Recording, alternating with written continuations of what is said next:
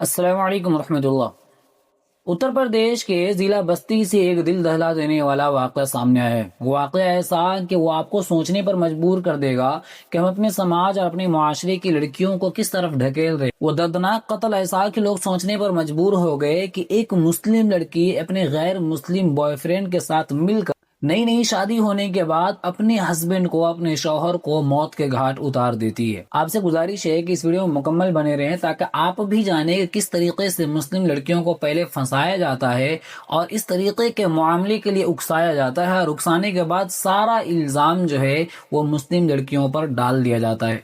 जी हाँ, मैं बात कर रहा हूँ बस्ती जिला के एक गाँव की, जहाँ अनीस नामी एक शख्स की शादी होती है रुखसाना से 13 नवंबर को, और 19 नवंबर या 18 नवंबर को उसका दर्दनाक तरीके से कत्ल कर दिया जाता है। और इस कत्ल का मास्टरमाइंड कोई और नहीं बल्कि उसकी सगी बीवी रुखसाना होती है। रुखसाना का ताल्लुक शादी से पहले ही 3 साल या 4 साल से एक गैर मुस्लिम लड़का जिसका नाम रिंकू कुमार या रिंकू कन्नौज बताया जा रहा है उसके साथ था। और ऐसा नहीं है कि ये खबर उसके घर वालों को नहीं थी, उसके घर वालों को ये बात मालूम थी कि उसकी लड़की का ताल्लुक किसी गैर मुस्लिम लड़के के साथ है और वो उसके साथ इश्क लड़ा रही है। लेकिन उसके बावजूद अनीस नामी एक शख्स से उसके घर वाले शादी कर देते हैं। और शादी के 3 या 4 दिन के बाद जो वापसी होती है दुल्हन की, जब दुल्हन वापस होती है तो अपने बॉयफ्रेंड के साथ मिलती है शादी के बाद भी। जाहिर सी बात है, जब शादी के बाद मुलाकात हो रही है तो ये बात घर वालों को भी मालूम होगी।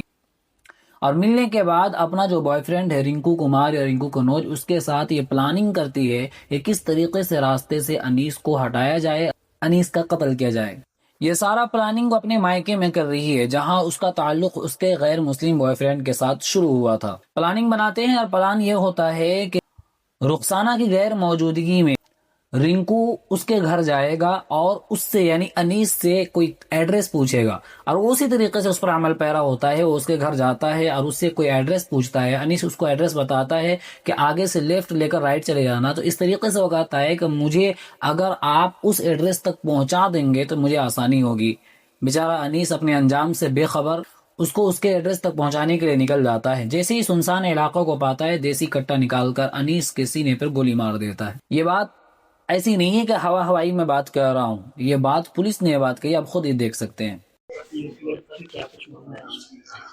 देखिए, कल शाम में लगभग 7 बजे के आसपास एक सूचना हम लोग को थाना परशुरामपुर क्षेत्र में मिली थी, जिसमें कि एक व्यक्ति जो है वो घायल अवस्था में अपने घर से थोड़ी दूर पर पड़ा हुआ है। उसको अस्पताल ले जाया गया। तत्पश्चात उसको अयोध्या के मेडिकल कॉलेज में रेफर किया गया, जहां उसकी दुखद मृत्यु हो गई। इलाज के दौरान पता चला कि उसको गोली लगी है। इस सूचना पे हम सभी लोग वहाँ मौके पे पहुंचे। हमारी फील्ड यूनिट, डॉग स्क्वाड सभी ने मुआयना किया और मृतक जो है वो अनीस नाम का व्यक्ति था, जिसकी शादी अभी 13 तारीख को ही हुई थी इसी महीने। और इसमें प्रकरण पूरा ये निकल के आया कि इस महिला की जो उसकी पत्नी थी, उसके पहले ही एक व्यक्ति रिंकू कनौजिया, जो कि थाना गौर क्षेत्र का रहने वाला है, उससे संबंधित है। जब इन लोगों की शादी नहीं हो पाई तो उसके बाद इन लोगों ने प्लान बनाया कि जो पति है अनीस, उसकी हत्या कर दी जाए। इसी क्रम में प्रायोजित ढंग से परसों जो है वो महिला रुखसाना जो है वो चली गई अपने ननिहाल। उसके बाद ये जो रिंकू कनौजिया है ये घर पर आया अनीस के, और रास्ता पूछने के बहाने उसको घर से बाहर बुलाया, जहां उसको उसने गोली मार दी। इस सूचना पे बहुत ही तत्परता से हम लोगों ने काम किया। हमारी जो एसओजी टीम है, थाना परशुरामपुर की पुलिस है, सभी लोगों ने बहुत तेजी से काम करते हुए 2 घंटे के अंदर ही जो अभियुक्त है रिंकू कनौजिया और जो उसका साथी है शिवा, उन दोनों को, प्लस जो इस पूरे षड्यंत्र की जो मेन रचयिता है रुखसाना, जो उसकी पत्नी है मृतक की, उन तीनों को गिरफ्तार कर लिया गया है। और इसके पास से जो आला कत्ल है वो भी हम लोगों ने बरामद कर लिया है। इन तीनों लोगों को माननीय न्यायालय के सामने ले जाके जो उचित विधिक कार्रवाई है वो कराई जा रही है। कब से इन लोगों का प्रेम इन लोगों का काफी 3-4 साल से इन लोगों के बीच में चल रहा था, और शादी होने के बाद ये इस प्लान पे काम करने लगे कि अब इसको, जो पति है, उसकी हत्या कर दी जाए। ये जो प्लानिंग कहाँ पे किए थे? प्लानिंग तो देखिए लगातार इन लोगों के बीच में फोन से बात हो रही थी, और प्लस जो ये महिला है रुखसाना, उसका ननिहाल भी उसी गांव में है जिसमें ये अभियुक्त यहाँ का ही है। तो ये लोग वैसे अब भी इसका असल संपर्क में रहते जिम्मेदार थे। कौन है? अभी तो रुखसाना और उसका जो बॉयफ्रेंड रिंकू कनौज या रिंकू कुमार उस गिरफ्तार हो चुका है, लेकिन जिम्मेदार कौन है इसका? कैसे इतना खतरनाक संगीन जुर्म करने पर आप सोचिए कि हम अपने मुआशरे की लड़कियों को किस तरफ ढकेल रहे हैं, किस तरीके से दीन से दूर कर कर, इस्लाम से दूर कर कर ले जाया जा रहा है। प्यार के नाम पर, मोहब्बत के नाम पर कितना संगीन जुर्म करवाया जा रहा है। और अब ये भी खबर निकल कर सामने आ रही है कि रिंकू कुमार ने सारा इल्जाम जो है रुखसाना के सर पर डाल दिया है। अब आइए जानते हैं कि इसका जिम्मेदार कौन है। इसका असल और हकीकी मुजरिम अगर है तो कोई रुखसाना नहीं, बल्कि रुखसाना के जो माँ बाप हैं वो, रुखसाना के जो गार्जियन हैं, जो पेरेंट्स हैं वो। क्योंकि सबसे ज़्यादा लड़कियों के बारे में उसकी माँ जानती है कि उसकी बेटी क्या कुछ कर रही है, रात को कितना बजे तक वो फ़ोन चला रही है, किस किस से बातें कर रही है।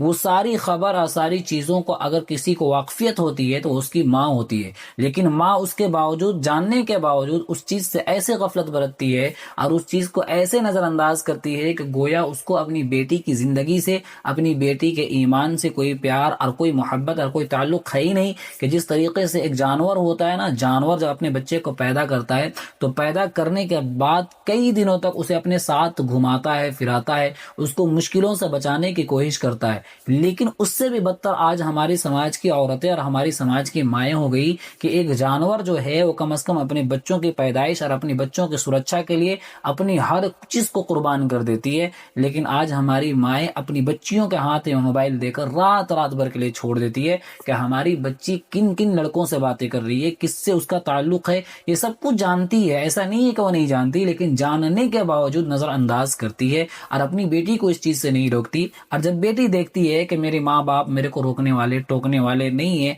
तो फिर वो गैरों के साथ उसका ताल्लुक बढ़ता चला जाता है और वो दीन इस्लाम से बेजार हो जाती है। और बेजार होने के बाद फिर इसी तरीके की हरकत करती है, या तो इस्लाम से निकल जाती है और इस्लाम से निकल जाने के बाद गैरों के साथ भाग जाती है। और फिर उनके साथ क्या होता है हम और आप बखूबी जानते हैं। या तो उनको किसी जुर्म में मुलविस कर दिया जाता है, या फिर उनका कत्ल करके बेदर्दी के साथ ट्रेन की पटरी में या जलाकर खाक कर दिया जाता है। हज़ारों केस ऐसे मिलते हैं कि जो बच्ची अपने माँ बाप की नहीं होती, जो बच्ची इस्लाम की नहीं होती, जो बच्ची मोहम्मद सल्लल्लाहु अलैहि वसल्लम की नहीं होती, ऐसे लोगों के साथ बड़ा ख़तरनाक, बड़ा दर्दनाक वाला काम हैवान किस्म के लोग इस तरीके का काम करते हैं। तो आपसे गुजारिश है कि खुदारा अभी भी वक्त है, अभी आपकी बच्ची आपके हाथ में और आपके कंट्रोल में है। आप उनको अच्छे तरीके से दीनी तालीम पढ़ाएं, उन्हें दीनी तरबियत दें। ऐसे ही नहीं बस स्कूल भेज दिया और स्कूल में जो तालीम हासिल कर ली बस वही काफ़ी नहीं है। सबसे ज़्यादा बच्चियों को, हमारी बच्चियों को अगर किसी जगह से टारगेट किया जा रहा है, खुदा की कसम वो स्कूलों से टारगेट किया जा रहा है और स्कूलों से उसको शिकार बनाने की कोशिश की जाती है।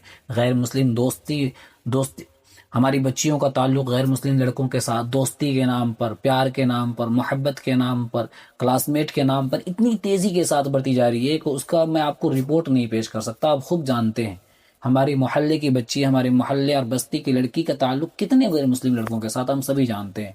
आपसे गुजारिश है कि ऐसी लड़कियों की तरबियत करें, ऐसे लड़कियों को इस्लाम की अहमियत उनके दिलों में बैठाएं और उन्हें बताएं कि कुरान में अल्लाह ने क्या क्या चीज़ें इरशाद फरमाई है। अगर हमने उन्हें दीनी तालीम और दीनी तरबियत नहीं दिया और हमने उसकी तरबियत सही तरीके से नहीं की, यकीन माने आइंदा जो शिकार होंगी वो हमारी खुद की बेटी और खुद की बच्ची होंगी।